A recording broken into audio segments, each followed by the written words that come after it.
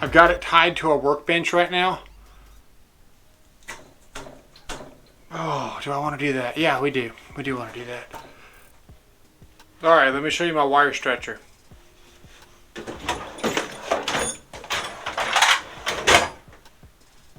Alright, so obviously I don't have a wire stretcher. They don't exist. That's kind of like asking somebody for a bucket of ohms. It's kind of a running joke with electricians. You know, you send the helper to go get a tool that doesn't exist, and apparently it's really funny. So welcome in on that little bit of inside information. What I am going to show you how to do though is to stretch your money, and by money I mean time. So if you own a business, if you care about the company you're working for, you'll know that time is money. So this video does involve wire, but more wire pulling than wire stretching. Let me show you. So we got a spool of wire here.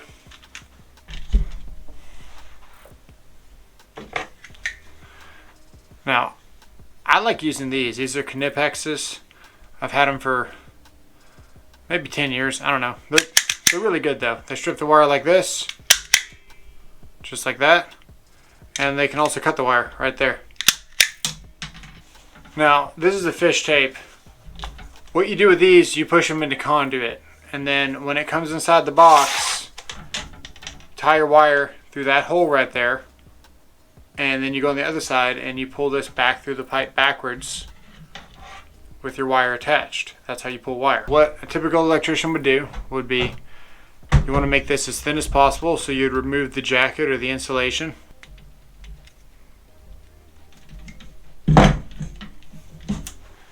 And then you go get some tape. Now, a lot of people think that electrical tape is for wrapping up joints.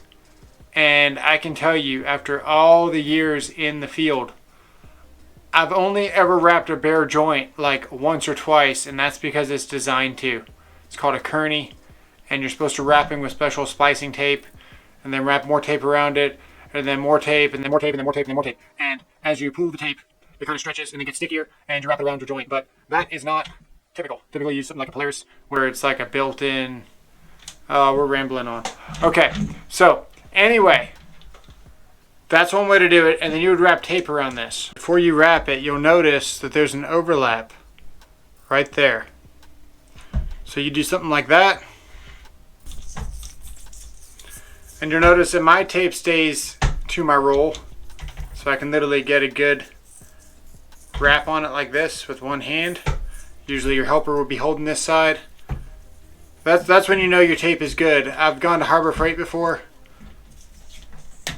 grabbed my tape right here and watched the whole thing just roll down the street.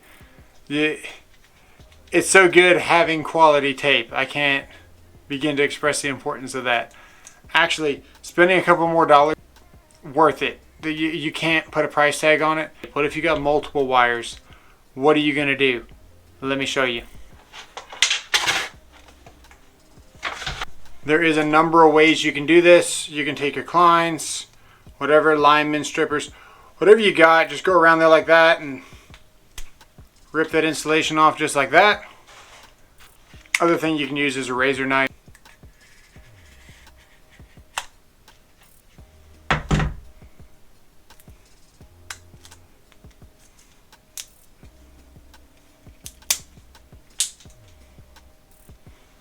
So, if we can pull one wire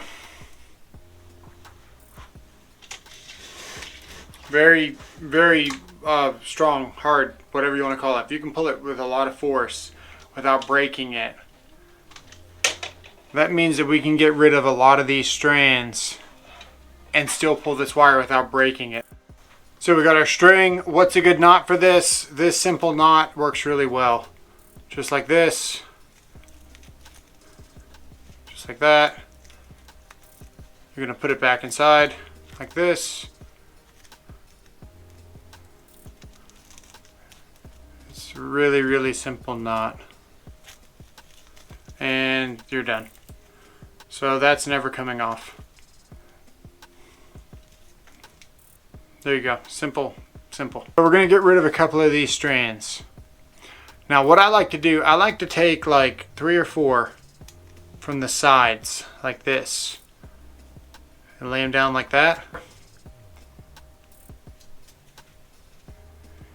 Now, so this is how you make larger heads on wire, really strong without them breaking.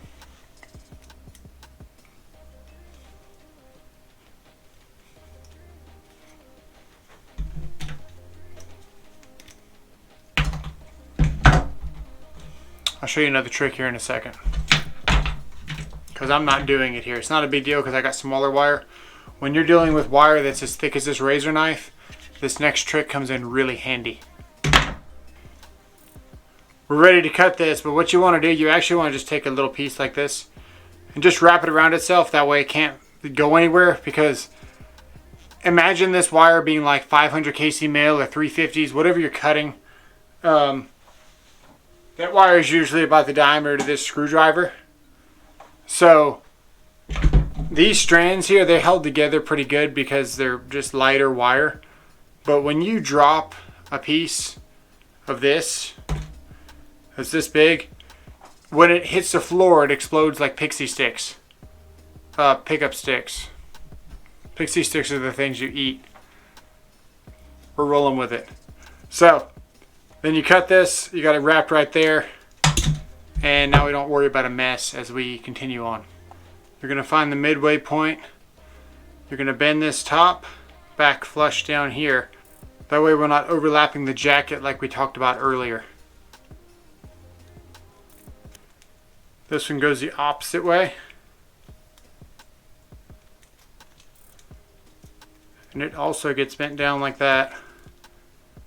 And then you just got to loop your string in there. So one goes in here, one goes in here,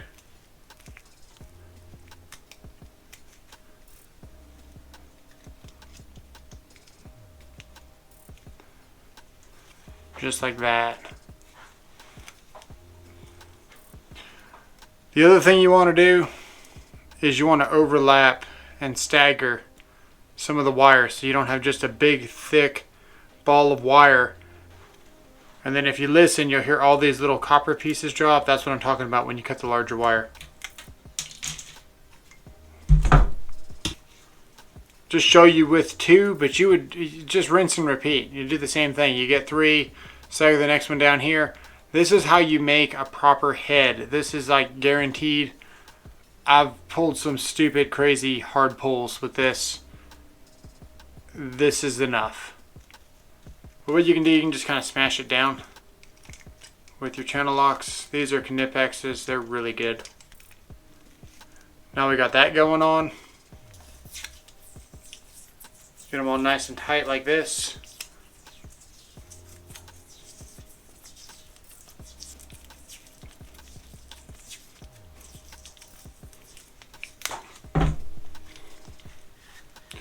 So that is a quick, simple wire head. This is only 2 wires.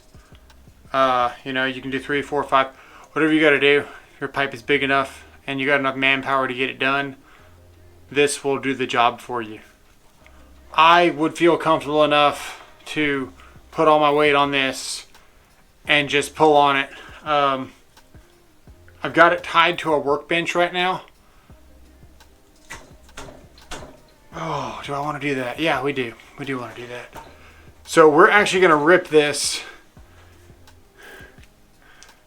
And let's see if we can break the string so I can show you how strong this is. Because I have full confidence in this head right now. So the goal is to break the string and not this. Let's see. Yeah, there you go. And our head remains intact. Yeah, that actually worked out really good. So we tied the workbench to this, and you can see what the string did. We just annihilated it, but this string is super strong. Alright, so people will question about, you know, the strength of the string, whatever. I don't care. I don't have anything to prove to you. If you don't think the string is strong, then I can't help you with this video. But what I can tell you is that if you have 7 guys pulling on that same piece of string, nice and easy, or even 3, 2, whatever. So as long as you got a good person feeding on the other side, with rhythm as you're pulling, that string is never going to break. I would have a hard time even wrapping that around pliers and just breaking it without it sliding off. That's how good these heads are. And you can see it snapped up here. Nothing in our copper broke. If you're having a hard time trying to pull something at home, I don't know where else you're going to get this information. So let me know what you thought in the comments below. Thanks for watching, and we'll see you guys on the next one.